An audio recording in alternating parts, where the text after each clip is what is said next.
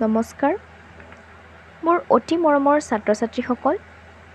শিক্ষা জেউতিলৈ তোমালোকক স্বাগতম জনাইছোঁ শিক্ষা জেউতিৰ আজিৰ ভিডিঅ'ত মই তোমালোকৰ লগত পঞ্চম শ্ৰেণীৰ বিগিনাৰ্ছ ইংলিছৰ লেসন 1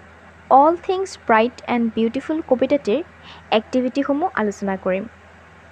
শিক্ষা সম্বন্ধীয় আন ভিডিঅ'সমূহ চাবলৈ তোমালোকে শিক্ষা জেউতি চেনেলটো সাবস্ক্ৰাইব কৰিবা আৰু লগতে বেল আইকনটো টিপি দিবা গতিকে আহাচোন আমি আমাৰ আজিৰ পাঠ আৰম্ভ কৰোঁ মৰমৰ ছাত্ৰ ছাত্ৰীসকল তোমালোকে এতিয়া তোমালোকৰ পাঠ্যপুথিৰ পাঠ নং 9 উলিয়াই লোৱা ইয়াত আমাক এক্টিভিটি 1ত কৈছে find out in the poem কবিতাটোৰ পৰা বিচাৰি উলিওৱা দ্য ৱৰ্ডছ শব্দবোৰ ইউ ডোণ্ট আণ্ডাৰষ্টেণ্ড যিবোৰ তুমি বা তোমালোকে বুজি পোৱা নাই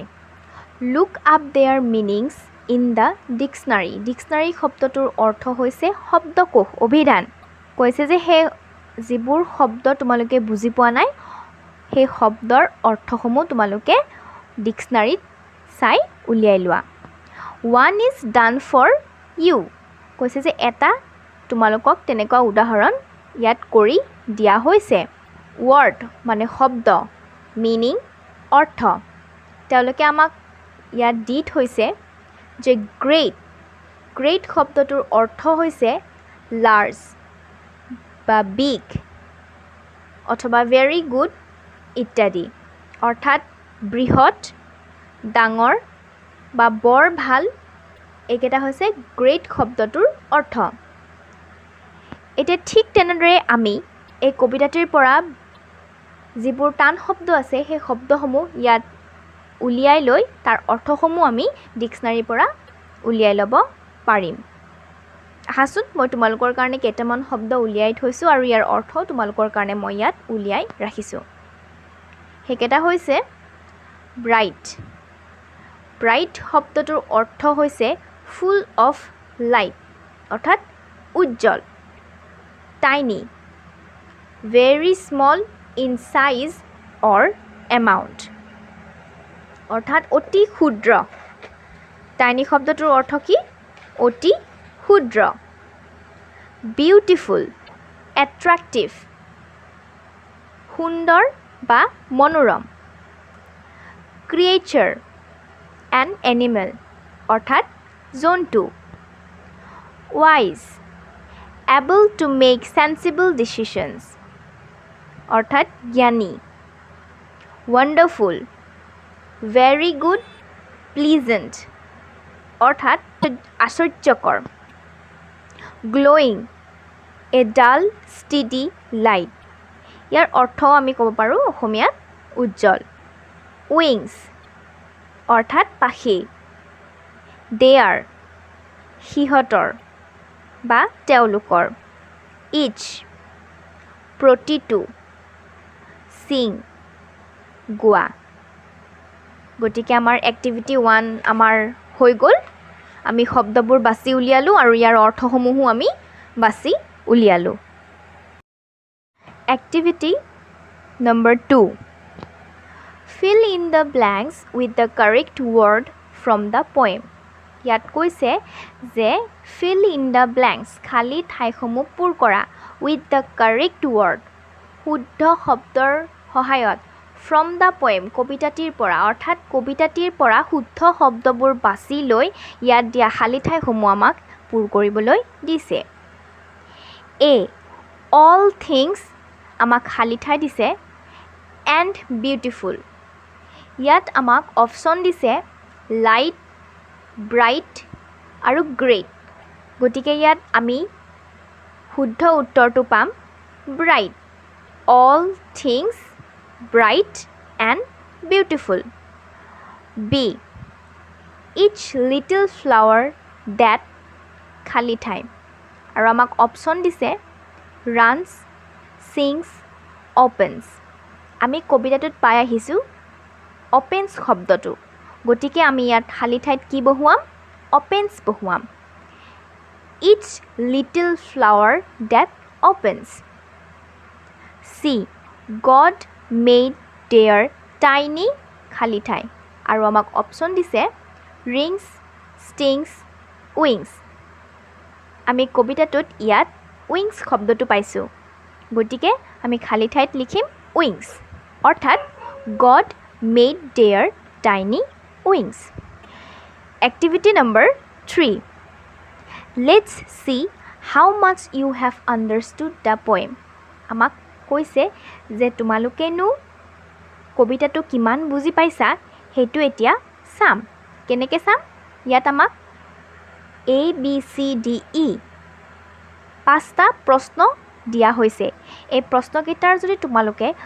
উত্তৰসমূহ দিব পাৰা তেতিয়াহ'লে আমি বুজিম যে তোমালোকে কবিতাটো খুব সুন্দৰকৈ আয়ত্ত কৰিব পাৰিছা গতিকে আমি আহাচোন এতিয়া আমি ইয়াৰ প্ৰশ্নসমূহৰ উত্তৰ আলোচনা কৰোঁ A Write the names of two small creatures Write আমাক লিখিবলৈ কৈছে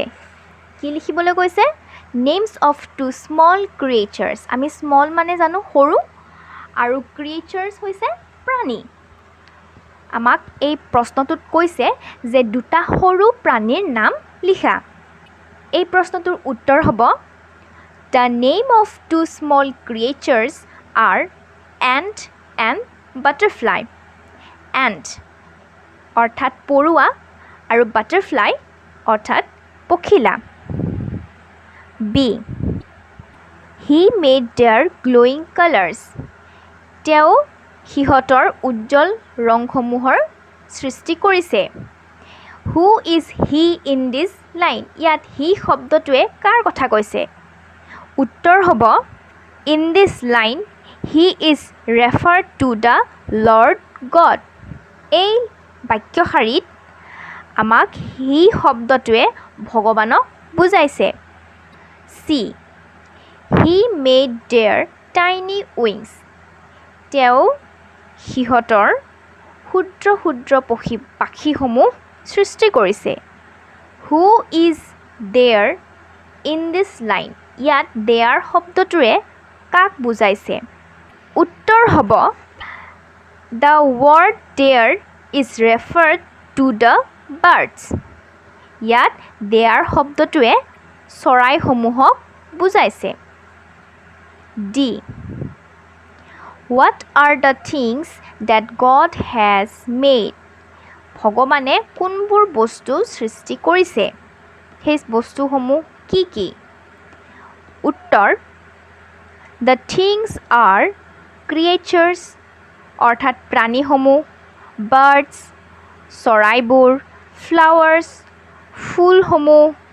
and everything অৰ্থাৎ সকলোবোৰ এই সমস্ত পৃথিৱীখনৰেই সৃষ্টিকৰ্তা হৈছে আমাৰ ভগৱান E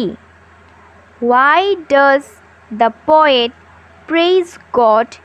in this poem praise শব্দটোৰ অৰ্থ প্ৰশংসা কবি poet অৰ্থাৎ কবি আৰু poem শব্দটোৰ অৰ্থ হৈছে কবিতা কবিয়ে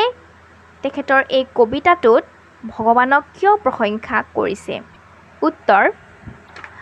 The poet praises God in this poem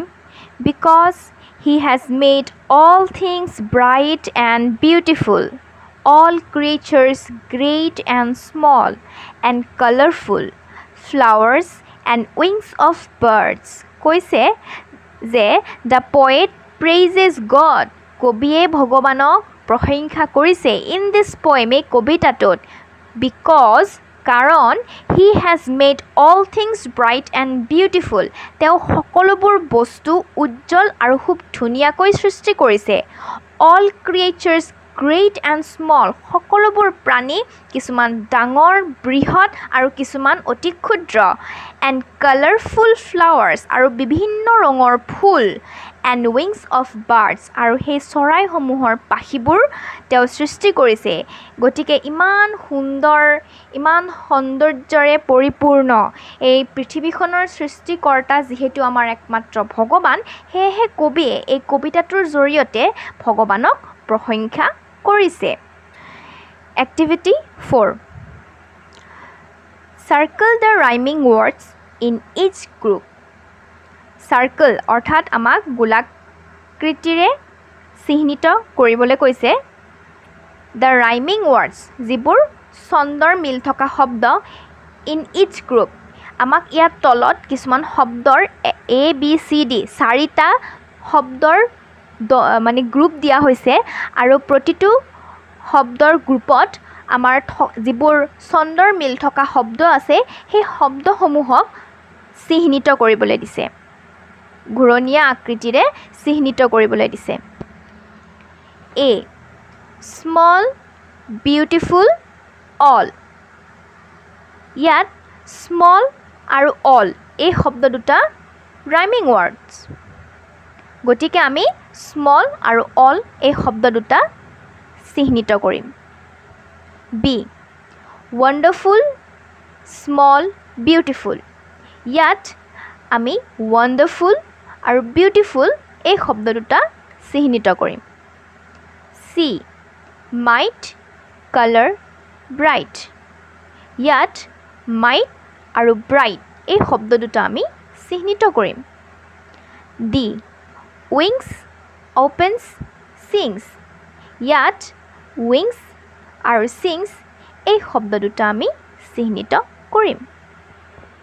মৰমৰ ছাত্ৰ ছাত্ৰীসকল আমাৰ আজিৰ পাঠৰ ইমানতে সামৰণি মাৰিছোঁ ইয়াৰ পিছৰ ভিডিঅ'ত মই বাকি থকা এক্টিভিটিসমূহ তোমালোকৰ লগত আলোচনা কৰিম আশা কৰিছোঁ তোমালোক আজিৰ এই ভিডিঅ'টিৰ জৰিয়তে নিশ্চয় উপকৃত হ'বা ভিডিঅ'টো যদি তোমালোকৰ ভাল লাগিছে তেন্তে লাইক আৰু শ্বেয়াৰ কৰি দিবা আৰু লগতে যদি কিবা আহ্বান ৰৈ গৈছে তেন্তে কমেণ্ট বক্সত উল্লেখ কৰিবা ধন্যবাদ